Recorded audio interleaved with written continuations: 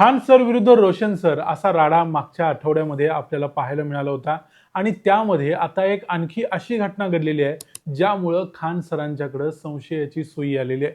कारण अशी घटना घडलेली आहे की प्रिन्स यादव यांचा नेपाळच्या एका हॉटेलमध्ये मृत्यू झालाय. आता प्रिन्स यादव हे आहेत रोशन सरांचे भाऊ. त्यामुळे मागच्या आठवड्यामध्ये जे काही राडा झालेला होता, जो काही वाद झालेला होता, त्यामध्ये प्रिन्स यादवची देखील महत्त्वाची भूमिका होती आणि तो बिहार पोलिसांच्या पासून पळून जाण्यासाठीच तो कोशीमधून तिथून प्रवेश केलेला होता आणि तो नेपाळमध्ये जाऊन राहिलेला होता.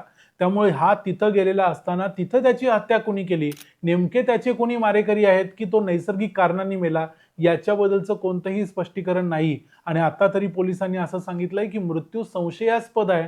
आता जोपर्यंत हा संशयास्पद मृत्यू आहे असं म्हटलं जातंय तोपर्यंत खान सरांच्या वर शंकेची सुई जाणारच आहे.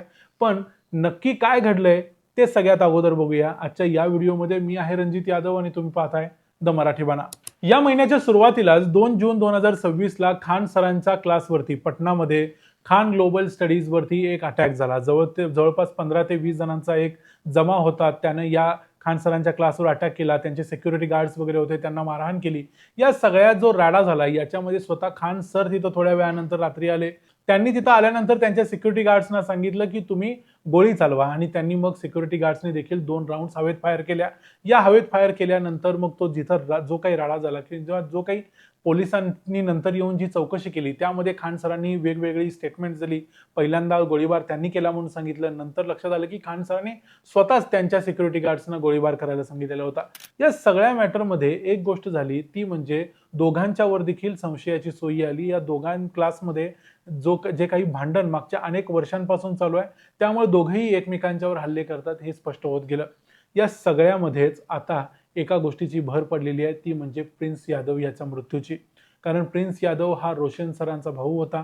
रोशन आनंद हे समोरच असणारा जो ज्ञानबिंदू क्लासेस आहे या क्लासेसचे मालक होते आणि तिथले महत्त्वाचे शिक्षक होते. आता मागच्या अनेक वर्षांपासून खान सर विरुद्ध रोशन सर असा सामना पटनामध्ये होतोय. एक गोष्ट इथं सांगण्यासारखी आहे ती म्हणजे रोशन सर देखील चांगलं काम करतायत. गरीब मुलांना कमी पैशामध्ये शिकवतायत तेच काम खान सर देखील करतायत. पण त्या मानानं खान सर हे खूप फेमस आहे. आणि या सगळ्यामध्ये झालेलं असं की खान सरांच्यावरती BNS 109 कलमाअंतर्गत गुन्हा दाखल झाला होता की हत्या करण्यासाठी उकसवण्याचा गुन्हा त्यांच्यावर लावलेला होता. आणि नंतर या गुन्ह्यामध्ये अजामीनपात्र गुन्हा असला तरी तिथल्या सेशन्स कोर्टानं खान सरांना नंतर जामीन दिला होता. पण दुसऱ्या बाजूला घटना अशी घडलेली होती की रोशन सरांना मात्र अटक करण्यात आलेली होती आणि अजून तरी ते अटकेतच आहेत. 9 जूनला त्यांनी जामिनासाठी अर्ज केला होता पण तो जामिनाचा अर्ज देखील फेटाळलेला होता. आता 13 आणि 14 तारखेच्या रात्री नेपाळमधल्या बिराटनगर नावाच्या एका शहरामध्ये एका हॉटेलमध्ये प्रिन्स यादव याचा मृत्यू झालाय. मी अगोदर म्हटल्याप्रमाणे प्रिन्स यादव हा रोशन आनंद यांचा भाऊ होता. त्यामुळे त्याची या संपूर्ण घटनाक्रमातली भूमिका देखील महत्त्वाची होती. 2 तारखेला जो हल्ला खान सरांच्या खान ग्लोबल स्टडीजवर झालेला होता त्यामध्ये स्वतः प्रिन्स यादव सामील होता. त्यानं त्या घटनेमध्ये महत्त्वाचा रोल निभावलेला होता. त्यामुळे आता प्रश्न असा आहे की प्रिन्स यादव कसा मेला, त्याच्या मृत्यूचं कारण काय नेमकं. कारण त्यानं हा हल्ला केला आणि त्यानंतर तो गायब झाला. त्याच्यासोबत जवळजवळ 6-7 लोक होते. हे सगळे लोक गेले पटनामधून त्यांनी नेपाळमध्ये प्रवेश केला. नेपाळमध्ये जाऊन त्यांनी तिथं एका हॉटेलमध्ये घेऊन ते राहिलेले होते. त्या हॉटेलमध्येच त्याचा मृत्यू झालेला आहे.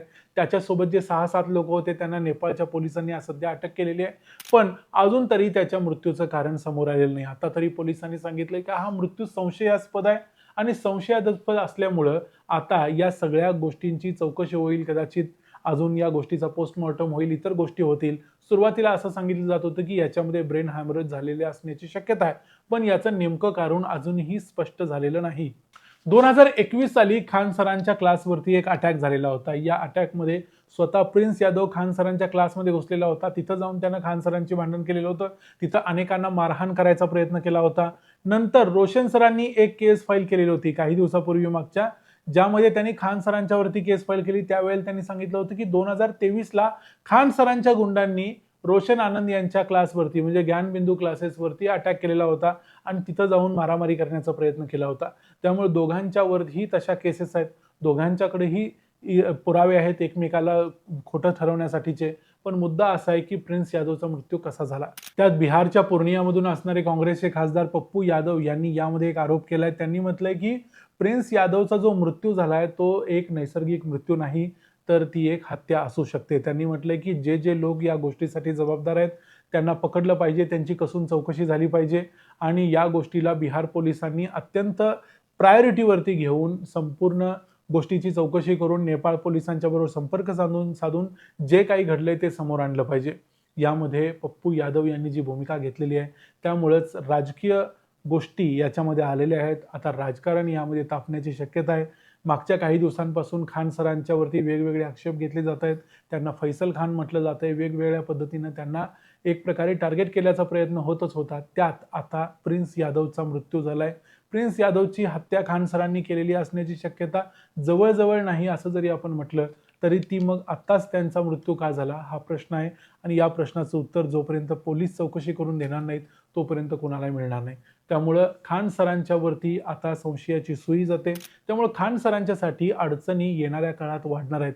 आता एक गोष्ट लक्षात घ्यायला पाहिजे, सध्या खान सर हे बेलवरती आहेत, म्हणजे त्यांना अटकपूर्व जामीन मिळालेला होता कोर्टाकडून आणि त्या जामिनावर सध्या ते बाहेर आहेत. पण अशा पद्धतीने ते आणखी किती काळ बाहेर राहू शकणार याच्याबद्दल डाऊट आहे. कारण यामध्ये पप्पू यादवनी देखील असं म्हटलंय की एक भाऊ जेलमध्ये आहे आणि दुसऱ्या भावाची हत्या झाली, म्हणजे याच्यामध्ये डाऊट येण्यासारखी गोष्ट आहे असं पप्पू यादवांना वाटते. यामध्ये राजकारण आहे किंवा कुठल्याही मोठ्या राजकीय वरदहस्त आहे असं त्यांचं म्हणणं आहे आणि याच्याकडेच आता दोन्ही आता एकाच पक्षातल्या राजकारण्यांनी आवाज उठवलाय. आता वेगवेगळे राजकारणी ज्यावेळी येतील त्यावेळी एक खिचडी तयार होईल आणि त्यातून मग खान सरांचं पुढं काय होणार, त्यांच्यावरती अंजना ओम कश्यप यांनी देखील काही केसेस फाईल केल्या आहेत. या सगळ्या गोष्टींचा परिणाम काय होणार, पुढं काय काय घडतं ते सगळं बघूया. पण एक गोष्ट नक्की आहे, आत्ता जे पब्लिक ओपिनियन आहे, लोकमत ज्याला म्हणतो, या लोकमतामध्ये आतापर्यंत खान सरांच्या वरती रोशन सरांच्या लोकांनी अटॅक केला असं म्हटलं जात होतं. खान सरांना एक प्रकारे चांगली बाजू म्हणून बघितलं जात होतं, पण प्रत्यक्षात आता प्रिन्स यादवच्या मृत्यूमुळं हे लोकमत बदलू शकतं किंवा खान सरांच्या अडचणी वाढण्याची शक्यता आहे. या व्हिडिओमध्ये इथंच थांबूया. याबद्दलच्या आणखी काही अपडेट येतील तर आम्ही त्या तुम्हाला जरूर सांगू. हा व्हिडिओ तुम्हाला आवडला असेल तर व्हिडिओ लाईक करा, चॅनलला सबस्क्राईब करा. पुन्हा भेटू पुढच्या व्हिडिओमध्ये. तोपर्यंत पाहत राहा द मराठी बाणा. जय हिंद, जय महाराष्ट्र.